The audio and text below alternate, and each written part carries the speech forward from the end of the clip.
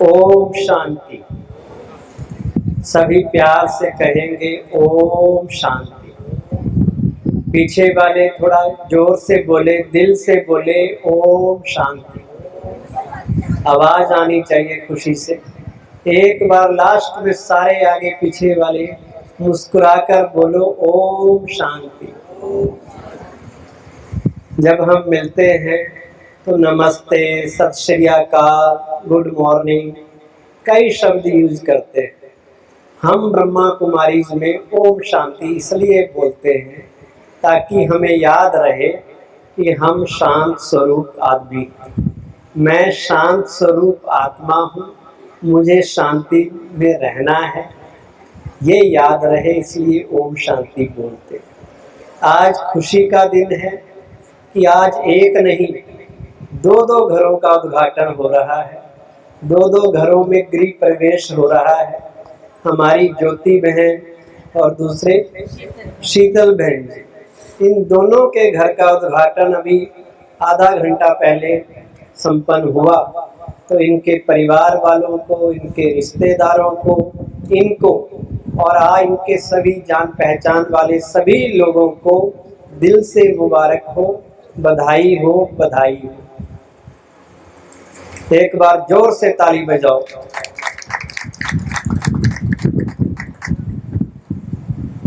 और मैं ये ऐसी उम्मीद करता हूँ, ऐसी शुभकामनाएं देता हूँ कि इनके घर में हमेशा खुशी बनी रहे। जैसे आज खुशी का दिन है, ऐसे हमेशा खुशियों भरे दिन इनके रहे। घर में सुख शांति समृद्धि सब बनी रहे और हर दिन दिवाली हो, ऐसी शुभकामनाएं हम रखते हैं। अब घर का वातावरण कैसे खुशनुमा बनता है, ये भी बात कर लेते हैं। एक तो है कि घर अच्छा बना लिया, घर में सारी चीजें लगा ली, वो तो हो गया, लेकिन घर के सदस्यों का हम जहां भी रहे हमारा प्यार बना रहे, एकता बनी रहे। अब आप देख रहे हैं 4 घर एक साथ, देखो ये भी विचारों का तालमेल है कि एक लाइन में ही सबने एक जैसे मकान बनाए।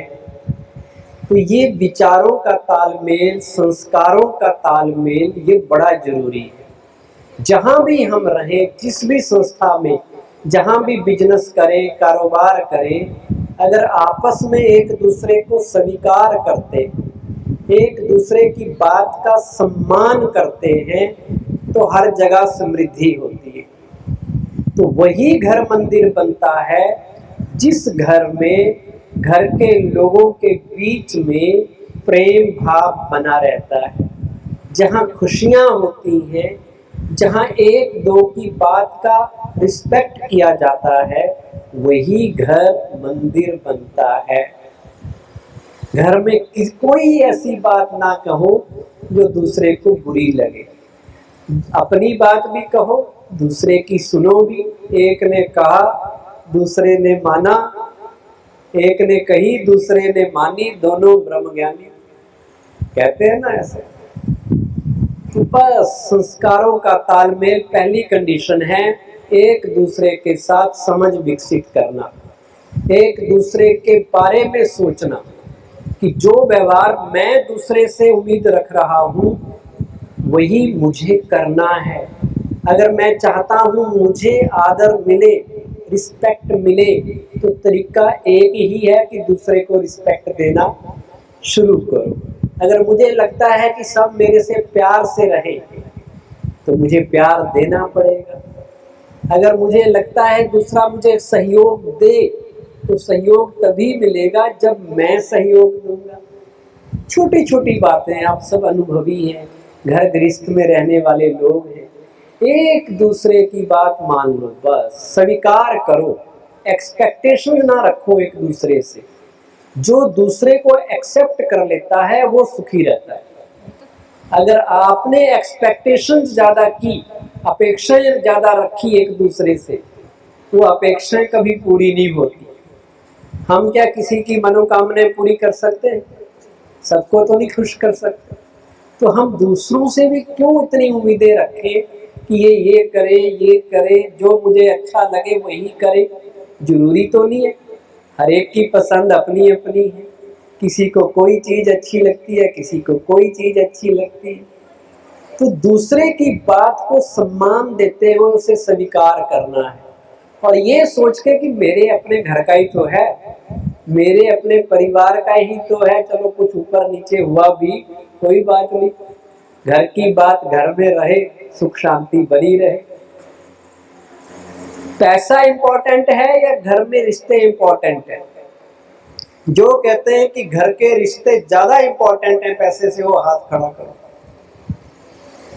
बाकी सब कर रहे हैं। आज हमने पैसे को ज्यादा महत्व देना शुरू कर दिया, भौतिक चीजों को महत्व देना शुरू कर दिया, और रिश्ते नातों को पीछे छोड़ दिया। वही घर सुखी रहता है जहां एक दूसरे को पैसे से ज्यादा संबंधों को मीठा बनाने पे जोर दिया जाता है कि हमारे संबंध बिगड़ने नहीं चाहिए। पैसा आ जाएगा, दौलत आ जाएगी, चीजें दोबारा से बन जाएंगी, पर संबंध बिगड़े फिर सुधारना मुश्किल हो जाता है। सही बात है या नहीं? तो घर को मंदिर बनाना है। एक चीज और ऐड कर लो, अगर घर को आप चाहते हैं हमारा घर तीर्थ स्थान बन जाए, घर ही आश्रम बन जाए, अपने घर में हर दिन 5 बार भगवान को बुलाना है, 5 बार भगवान को इनविटेशन देना है, भगवान का आह्वान करना है कि हे मेरे परम पिता परमात्मा, मेरे घर में पधारो। पधारो हमारे देश, ऐसा लोग राजस्थान में कहते हैं। तो हमारे घर में पधारो हे परमात्मा। अगर आप प्यार से निमंत्रण देंगे तो सचमुच ही वो भगवान आपके पास आएंगे। और जिस घर में भगवान आते हों, और वो भी दिन में 5 बार, तो घर मंदिर बनेगा या नहीं बनेगा? क्या बनेगा? मंदिर बनेगा।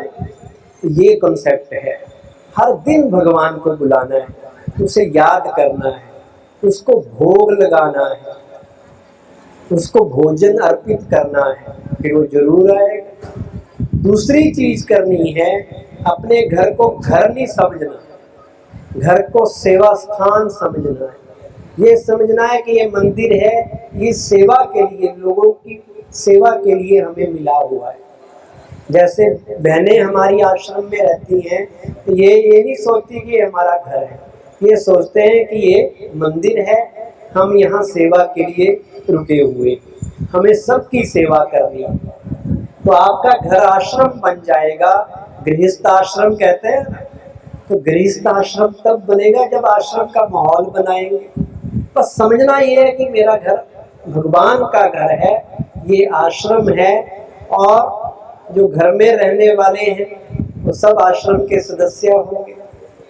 घर में क्या बनेगा? फिर हर रोज ब्रह्मा भोजन बनेगा, हर चीज अच्छी होगी।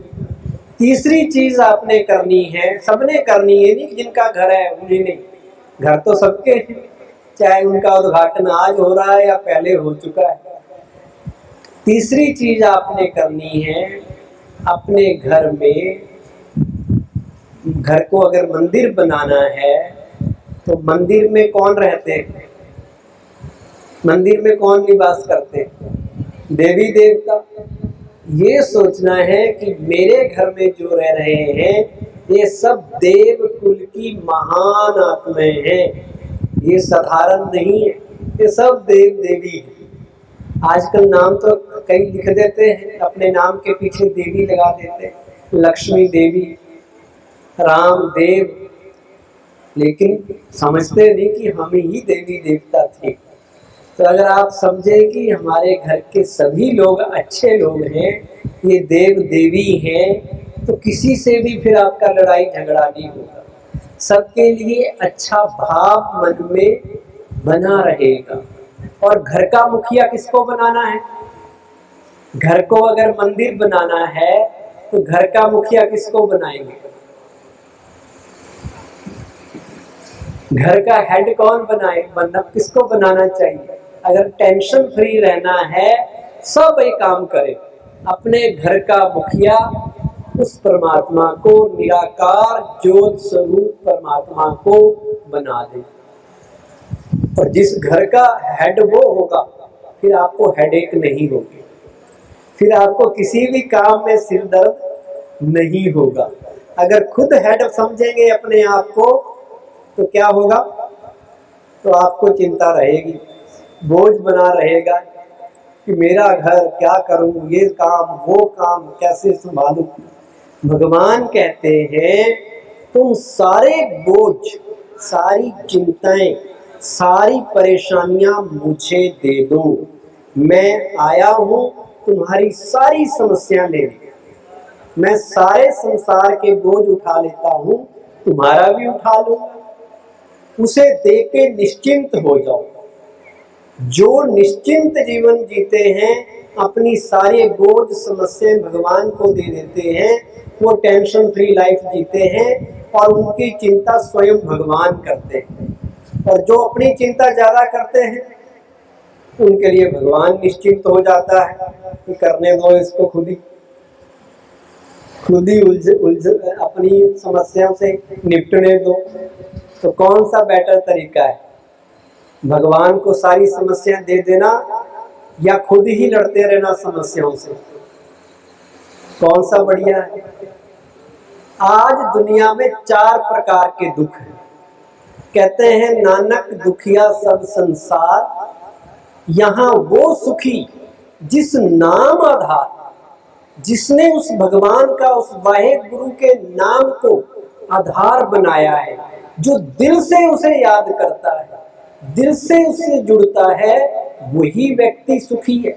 आप कितना धन दौलत गाड़ियां इकट्ठे कर लो, लेकिन सुख नहीं मिलेगा। सच्चा सुख तब मिलेगा जब मन में उस भगवान की याद होगी। तो 4 प्रकार के दुख हैं। दुखी तो सारी दुनिया है। पहले लोग वो दुखी हैं जो अपने दुख से दुखी है, खुद ही परेशान है इसलिए दुखी है। दूसरे वो लोग दुखी हैं जो दूसरों के दुख को देख के दुखी है। किसी से पूछो भी आप क्यों दुखी हो, कहता है जी मेरी बीवी बीमार रहती है इसलिए मैं परेशान रहता हूँ।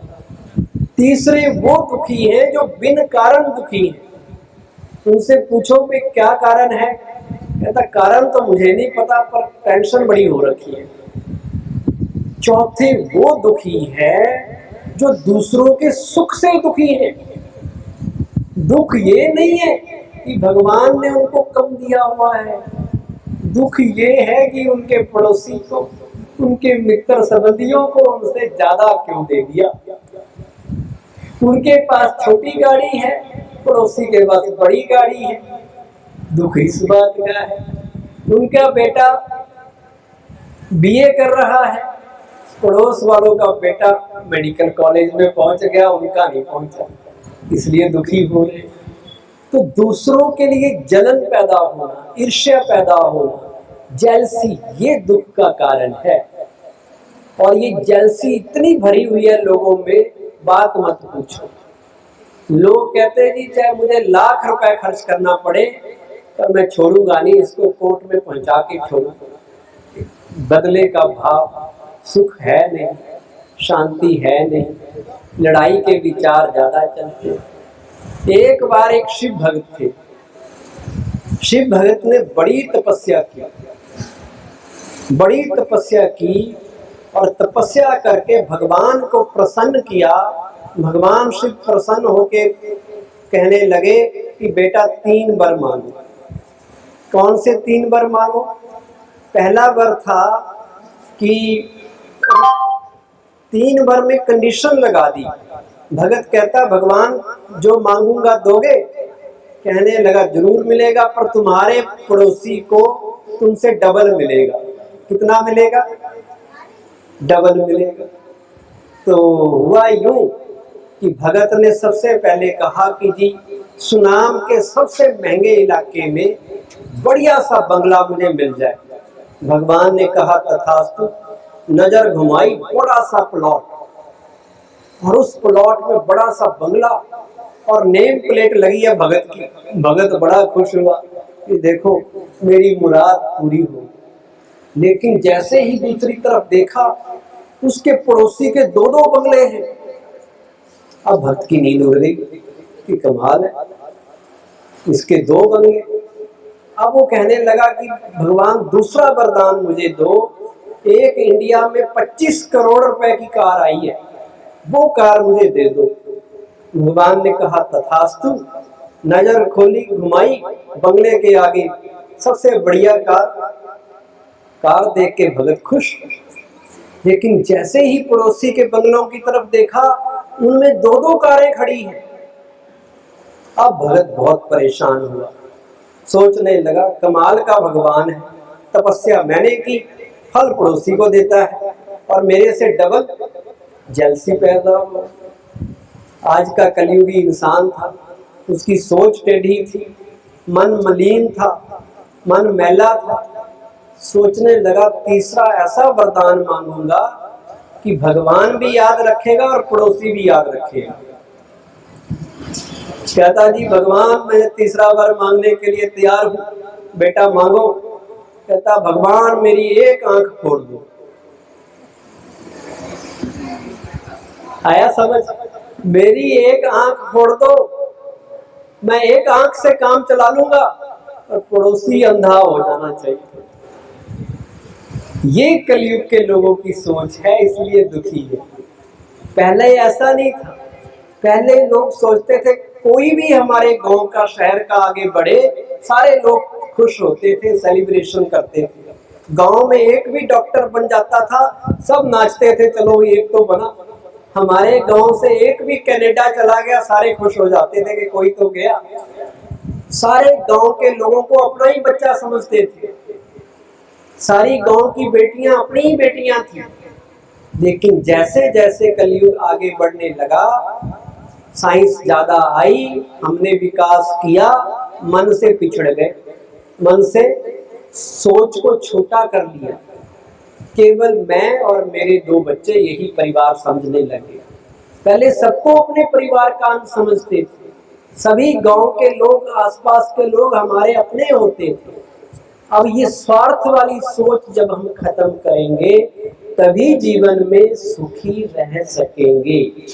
यही सुख का मंत्र है और कोई तरीका नहीं है। एक पुरानी कहावत आपने पंजाब में सुनी होगी, सुनी है या नहीं? कौन सी कहावत? जो पुराने बुजुर्ग बता देंगे, जो सुख छज्जू के चबारे, वो ना बलक ना बुखारे। किस किसने सुनी? इसका मीनिंग आपको बताता हूं। एक छज्जू नाम का आदमी लाहौर में रहता था पुराने जमाने में, और वो घूमने के लिए बड़े 2 सुंदर शहर थे, तजाकिस्तान और अफगानिस्तान में, वलख और बुखारे। उसने सोचा चलो घूम के आते हैं, दुनिया बहुत सुंदर है। चला गया बैलगाड़ी में, घोड़ा गाड़ी में। 1-2 महीने बाद धक्के खा के बाहर आया। अपने घर में जब आया तो कहने लगा जो सुख छज्जू के चबारे, वो ना बलक ना बुखारे, कहीं नहीं है। जो सुख घर में है, वो सुख बाहर नहीं है।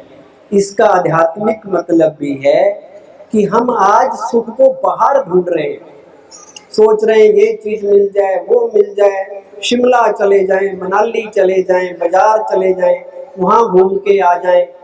लेकिन असली सुख आपकी सोच में है, आपके अपने चौबारे, मन के चौबारे में है। जिस दिन आपने अपना मन सही कर लिया, मन में अच्छे विचार डाल लिए, मन को पॉजिटिव सोचने की ट्रेनिंग दे दी, उस दिन आप सुखी हो जाएंगे। यही फार्मूला है, यही कामयाबी का भी फार्मूला है। बस मन को सही रखना है। कुछ कैसी भी परिस्थिति आए, कितनी भी डिफिकल्ट सिचुएशन में आप लाइफ में क्रॉस करें, पर मन को प्रोग्राम दे देना है कि मन तूने पॉजिटिव सोचना है, नेगेटिव को हावी होने ही नहीं देना। मान लो कोई आपको गाली दे, अब क्या पॉजिटिव सोचेंगे? कोई आपकी इंसल्ट कर रहा है, सबके सामने आपके साथ मिसबिहेव करता है, क्या पॉजिटिव सोचो ताकि आप अंदर से डिस्टर्ब ना हो। आप सोच सकते हैं कि ये गाली नहीं दे रहा, ये मुझे गुलाब का फूल दे रहा है। सोच सकते हैं कि नहीं सोच सकते? अगर गाली का चिंतन करेंगे तो दुखी होंगे, अगर ये सोच लेंगे कि गुलाब का फूल मिल रहा है कोई बात नहीं।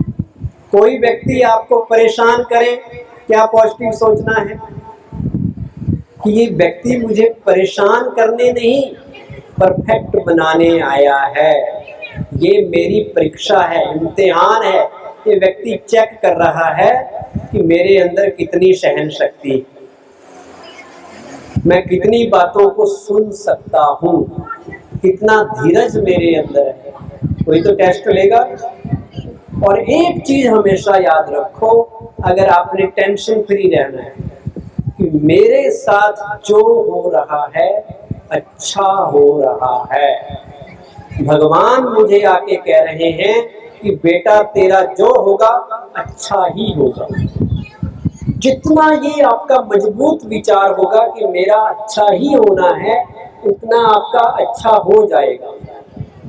ऐसे भी कहते हैं ना, जो हुआ अच्छा हुआ, जो हो रहा है वो अच्छा हो रहा है, और जो होना है वो कैसा होना है, सबसे अच्छा होना है। तो फिर चिंता किस चीज की, परवाह किस बात की। चाह मरी चाह गई चिंता मरी, मनवा बेपरवाह, जाको कुछ ना चाहिए वही शहंशाह। जिसकी कोई चाहत नहीं है, कोई चिंता नहीं है, जो कहता मुझे कुछ नहीं चाहिए, मेरे पास सब कुछ है ऊपर वाले के दया दिया हुआ, वो शहंशाह है। और जो सोचता है मुझे वहां से भी मिल जाए, वहां से भी मिल जाए, उसका भी हिस्सा खा लूं, सरकार से भी ज्यादा से ज्यादा ले लूं, लेने वाला कभी सुखी नहीं होता। और जो देता है, जो बांटता है, वो सुखी होता है।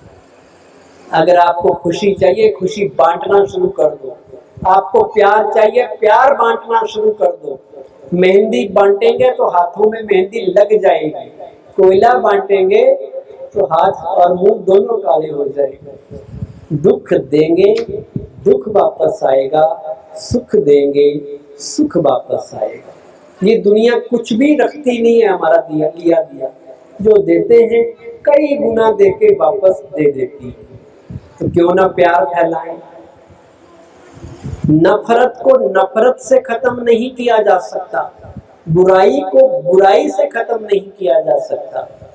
नफरत अगर खत्म करनी है तो नफरत को तरीका है खत्म करने का, प्यार बढ़ाइए। बुराई को अच्छाई से खत्म किया जा सकता है, नेगेटिविटी को पॉजिटिविटी से खत्म किया जा सकता है। गुस्से को खत्म करना है, अपने अंदर की सहन शक्ति बढ़ानी पड़ेगी। और सारा खेल आपकी सोच का है। सोच को बदलिए, सितारे बदल जाएंगे। नजर को बदलिए, नजारे बदल जाएंगे।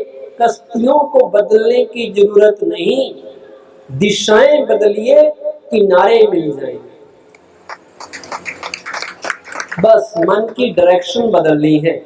जो मन गलत तरफ जा रहा है, उसका मुंह अगर पॉजिटिव की ओर कर ले, आपका घर ऐसे ही स्वर्ग बन जाए, हर चीज अच्छी हो जाए। यही चाहते हैं ना हम सब। कहीं जाते हैं खुशी के लिए तो जाते हैं। घर का उद्घाटन, घर बनाया किसके लिए? खुशी के लिए। घर की ओपनिंग हो रही है किसके लिए? खुशी के लिए। तो कोई भी काम करें, चेक करें कि मेरी खुशी उससे गायब तो नहीं होगी। अगर खुशी गायब हो रही है, वो काम करना ही नहीं। जिस भी काम से खुशी गायब हो, मान लो हमें लगे कि आज लड़ना है इस आदमी से, इसको छोड़ूंगा नहीं। अब आप सोचोगे ऐसे लड़ूंगा तो खुशी रहेगी या गायब होएगी? दूसरे से अगर मैं बदले लेने का ख्यालात मन में लाऊंगा तो खुशी रहेगी या खत्म होगी? सिंपल सी बात। ये जीवन के सुनहरे सिद्धांत ये ब्रह्मा कुमारी बहनें हमें सिखाती है। जगह जगह ब्रह्मा कुमारी के आज आश्रम बने हुए, इन्होंने अपना घर बार छोड़ा हुआ है इसलिए ताकि हमारे लोग, हमारे शहर, हमारे पंजाब, हमारे देश के लोग सुख शांति से संपन्न बने। छोटी छोटी बातों में लोग उलझ जाते हैं, छोटी छोटी बातों में परेशान हो जाते हैं, क्योंकि जीवन जीने का ढंग नहीं आता, तरीका पता नहीं है। तो ये वो मेडिटेशन से, भारत के सहज राजयोग से वो कैसे जीवन की चुनौतियों को पार करना है, वो ज्ञान ये ब्रह्मा कुमारी बहनें देती हैं। तो आज इन्होंने बुलाया, देखो साथ में ओपनिंग भी की और साथ में सोचा कि सबको हमने अच्छा ज्ञान सुनाने के लिए ये सेमिनार, ये वर्कशॉप ये भी रख देते हैं, सत्संग कर लेते हैं, अच्छी बातें सुनेंगे, अच्छा देखेंगे, तभी तो अच्छी सोच चलेगी, और अच्छी सोच चलेगी तो हम अच्छा बनेंगे।